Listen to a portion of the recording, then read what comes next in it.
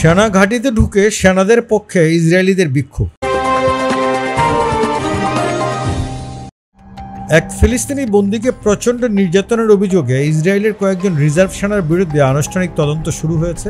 গতকাল সোমবার ইসরায়েলের সেনা পুলিশের একটি দল অভিযুক্ত সেনাদের আটক করতে নেগেভ মরুভূমির সরে তেমেন সেনাঘাঁটিতে প্রবেশ করলে বাইরে কট্টর ডানপন্থী বিক্ষোভকারীদের একটি দল জড়ো হয়। সেই সঙ্গে সেনাদের পক্ষে বিক্ষোভ শুরু করে তারা। কয়েক মাস ধরেই সরে তেমেনে সেনাঘাঁটিতে গাজা থেকে ধরে নিয়ে আসা বন্দীদের নির্যাতন করার গুরুতর অভিযোগ উঠেছে।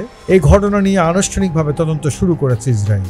গতকাল যেসব বিক্ষোভকারী সরে তেমেনে সেনাঘাঁটিতে জড়ো হয়েছিলেন তাদের মধ্যে দেশটির জোট সরকারের কয়েকজন ডানপন্থী এমপিও ছিলেন। কেউ কেউ ঘাঁটির প্রধান ফটক ঠেলে ঢুকে পড়ার চেষ্টাও করেন, কেউ কেউ সীমানা বেড়া বেয়ে উঠার চেষ্টা করেন। তারা স্লোগান দেন, আমরা আমাদের বন্ধুদের পরিত্যাগ করতে পারি না, সন্ত্রাসীদের জন্য তো অবশ্যই না। এদিন সেনাঘাঁটিতে থাকা কয়েকজন সেনা সামরিক পুলিশের উপর পেপার স্প্রে ব্যবহার করেছেন বলে খবর পাওয়া গেছে। সেনাদের পক্ষে আরেক দল বিক্ষোভকারী ইসরায়েলের মধ্য অঞ্চলের বাইতেলিট সামরিক ঘাঁটিতে প্রবেশ করেছেন। ফিলিস্তিনি বন্দী নির্যাতন করার অভিযোগ উঠা সেনাদের জিজ্ঞাসাবাদের জন্য এই সামরিক ঘাঁটিতে নিয়ে আসার কথা। প্রধানমন্ত্রী বেনিয়ামিন নেতানিয়াহু এক বিবৃতিতে এই বিক্ষোভের কড়া সমালোচনা করে তাদের দ্রুত শান্ত হওয়ার আহ্বান জানান। এই বিষয়ে প্রতিরক্ষা মন্ত্রী ইয়েভ গ্যালেন্ট বলেন, সেনাদের বিরুদ্ধে অবশ্যই তদন্ত চলতে দিতে হবে, এমনকি ক্ষোভের সময়ও সবার উপর আইন কার্যকর হবে। তবে প্রধানমন্ত্রী ও প্রতিরক্ষা মন্ত্রী যতই সমালোচনা করুন, দেশটির কয়েকজন রাজনীতিবিদ রিজার্ভ সেনা সদস্যদের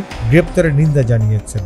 স্থানীয় সংবাদ মাধ্যমের প্রতিবেদন অনুযায়ী অন্তত 9 জন রিজার্ভ সেনার বিরুদ্ধে ফিলিস্তিনি ওই বন্দীকে নির্যাতনের অভিযোগ উঠেছে। বন্দী ওই ফিলিস্তিনি হামাস যোদ্ধা বলে ধারণা করা হয়, তাকে গাজা থেকে আটক করা হয়েছে। ইসরায়েলি সংবাদ মাধ্যমের খবরে বলা হয়, সেনাদের বিরুদ্ধে ফিলিস্তিনি ওই বন্দীকে ভয়াবহ যৌন নির্যাতন করার অভিযোগ উঠেছে। তার মলদ্বার এতটাই আঘাতপ্রাপ্ত হয়েছে যে তিনি ঠিকমতো হাঁটতেও পারছেন না, তাকে হাসপাতালে ভর্তি করা হয়েছে।